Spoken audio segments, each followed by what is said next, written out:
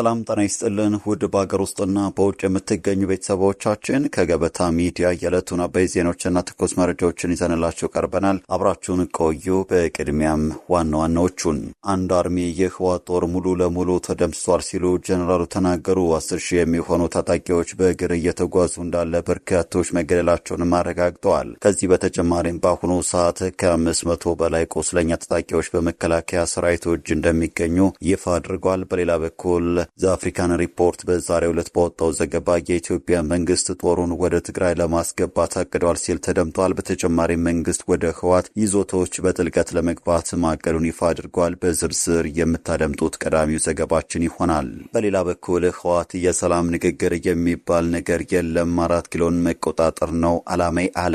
ህወሓት በቀጣዩ ሳምንት በኬንያ እንዲካሄድ በአደራዳሪዎች የቀረበለትን አዲሱ የሰላም የውይይት ሀሳብ ሙሉ በሙሉ ውድቅ ማድረጉና በትጥቅ ትግል ዳግም አዲስ አበባ ለመምጣት ዝግጅት መጨረሱን አሳውቋል። እናስደምጣችኋለን። ወዲህ ደግሞ አዲስ አበባን የኦሮሚያ መቀመጫ ማድረግ ነዋሪዎችን ከከተማዋ የማስወጣት ስጋት ይፈጥራል ሲሉ ተመካካሪዎች ስጋታቸውን ተናገሩ። አዲስ አበባ የኦሮሚያ ክልል መቀመጫ ሆና በሕገ መንግስቱ እውቅና ይሰጥ የሚለው ሐሳብ አነጋጋሪም አከራካሪም ሆኗል። ዝርዝሩን ይዘናል። ቻናሉ ሰብስክራይብ፣ ቪዲዮ ላይክ በማድረግ እስከ ፍጻሜ አብራችሁ እንድትቆዩ በአክብሮት እንጠይቃለን። ወደ ቀዳሚ ጉዳያችን እናልፋለን። አንድ አርሚ የህወሓት ጦር ሙሉ ለሙሉ ተደምስሷል ሲሉ ጀነራሉ ተናገሩ። ከዚህ በተጨማሪም በእግር እየተጓዙ በነበሩ 10,000 የሚሆኑ ታጣቂዎች በርካቶች መገደላቸውን ተናግረዋል። በአሁኑ ሰዓት ከ500 በላይ ቁስለኛ ታጣቂዎች በመከላከያ ሰራዊት እጅ ይገኛሉ ብለዋል። ዘአፍሪካን ሪፖርት በበኩሉ ዛሬ በወጣው ዘገባ የኢትዮጵያ መንግስት ጦሩን ወደ ትግራይ ለማስገባት አቅዷልም ሲል ዘግቧል። ህወሓትን በመክዳት ሐራ መሬት ወይንም የትግራይ ሰላም ኃይል የሚል የታጣቂ ኃይል ያደራጁት ብርጋዴር ጀነራል ገብረ እግዚአብሔር በየነ ወይንም በቅጽል ስማቸው ወዲያን ጥሩ የህወሓት ቡድን ከትግራይ ህዝብ ጠላቶች ጋር አብሮ የቆመ ከሃዲ ነው በሚል ዘልፈዋል።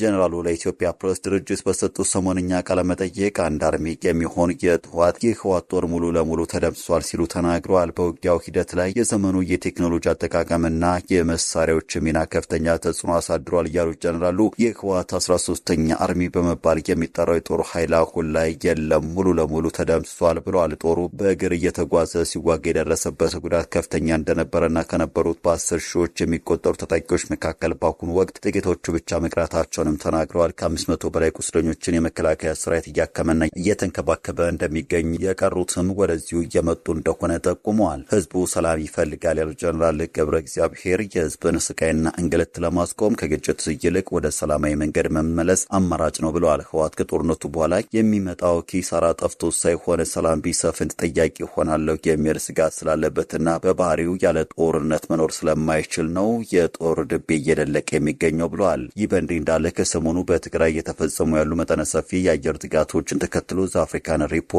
ሰፋ ያለ ዘገባም ይዞ ወጥቷል። ዘገባው እንዳለው የኢትዮጵያ መንግስት ጦሩን ወደ ትግራይ ለማስገባት ያቀደ ይመስላል ይላል። መንግስት ባለፉት ተከታታይ ሳምንት የፈጸማቸው የድሮን ጥቃቶችም ሰራዊቱን ወደ መቀለ ለማስገባት ስለማቀዱ ፍንጭ የሚሰጥ ነው ብለዋል። ዘገባው ካለፈው ግንቦት ወር ጀምሮ መንግስት የፈጸማቸውን ተደጋጋሚ የአየር ድብደባዎች አስታውሶ ትናንት መቀለ አቅራቢያ ተጨማሪ ጥቃት መፈጸሙን ገልጾ ይህም መንግስት ወደ ህወሓት ይዞታዎች በጥልቀት ለመግባት አስቦ ሊሆን እንደሚችል ዘገባው ጠቅሷል።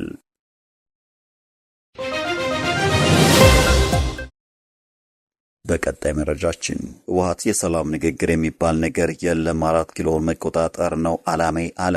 ህወሓት በቀጣዩ ሳምንት በኬንያ እንዲካሄድ በአደራዳሪዎች የቀረበለትን አዲሱ የሰላም የውይይት ሀሳብ ሙሉ በሙሉ ውድቅ ማድረጉና በትጥቅ ትግል ዳግም አዲስ አበባ ለመምጣት ዝግጅት መጨረሱን አሳውቋል። 4 ኪሎ መቆጣጠር ነው ዓላማችን፣ ንግግር ድርድር የሚባል የለም፣ ለንግግር ጊዜው መሽቷል ነው ያለው። የትግል ምክንያቶቹንም ቀይሯል። በፊት ተፈናቃይን መመለስ፣ በመቀጠል ጊዜ አስተዳደሩን በፊት ጌታቸውን በኋላም ጀነራል ታደሰን ማባረር የሚሉት ምክንያቶች ተረስተው አሁን 4 ኪሎን መቆጣጠር ዓላማዬ ነው ብሏል። ህወሓት በአሁኑ ወቅት የፌዴራል መንግስቱን ስልጣን በኃይል መቆጣጠር ፍላጎት እንዳለውና ከ4 ኪሎ ውጭ ሌላ መዳረሻ የለኝም የሚል አቋም በማንጸባረቅ ለሰላም በሩን መዝጋቱ ተነግሯል። በመንግስት በኩል ለኬንያው አዎንታዊ ምላሽ ማግኘቱ የተጠቆመ ሲሆን ህወሓት ግን በሩን ዘግቷል ነው የተባለው። የትግራይ ኮሚኒኬሽን ጉዳዮች ቢሮ ኃላፊ ዶክተር አብርሃም ሀጎስ ዛሬ ለጋዜጠኞች በሰጡት መግለጫ የሰላም ስምምነት ድርድር እየተካሄደ ነው፣ የትግራይ መንግስት ልዑካን ወደ ኬንያ ሄደዋል፣ አደራዳሪዎች ወደ ትግራይ ገብተዋል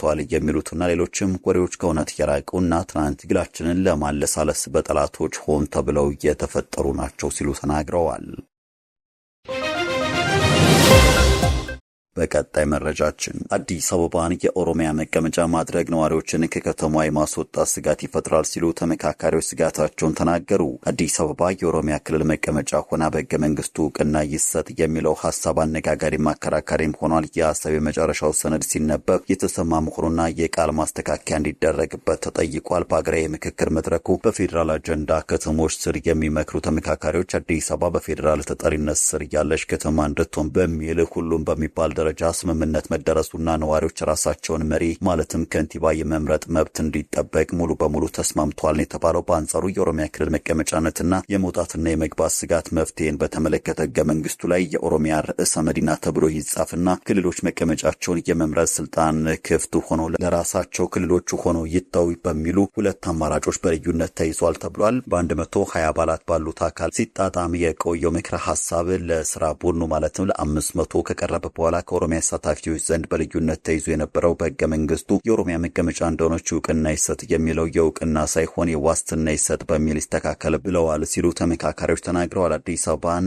ወክለው በፌዴራል ከተሞች አጀንዳ ላይ እየመከሩ ያሉ አንድ ተሳታፊ ለስራ ቡድኑ ከቀረበ በኋላ እውቅና ሳይሆን ዋስትና ይሰጥ ነው ያልነው ብለዋል። ስለዚህ እኛ እውቅና አላልንም ዋስትና ይሰጠን ነው ያልነው የሚል ሐሳብ ከኦሮሚያ ተመካካሪዎች ዘንድ ተነስቷል ተብሏል። ይህም ማለት መንግስት በተቀያየረ ቁጥር ክልሉ መቀመጫውን እንዲያጣና ልቀቁ የሚል እንዳይመጣ እንደሆነ አንስተዋል። ከኦሮሚያ በኩል ተነስቷል የተባለው ሐሳብ ከአዲስ አበባ ውጡና ግቡ የሚባል ነገር እንዳይመጣ በሚል ይህንን ምክር ሐሳብ አቅርበዋል ብለዋል። በኢህአዴግ ዘመነ መንግስት ጊዜ የኦሮሚያ መስተዳደር አዲስ አበባ የወጣበት አጋጣሚ ነበርና ለዛም ዋስትና እንዲሆን የሆነ ነገር ይጻፍልን የሚል ጥያቄ ነበራቸው ሲሉ ገልጸዋል።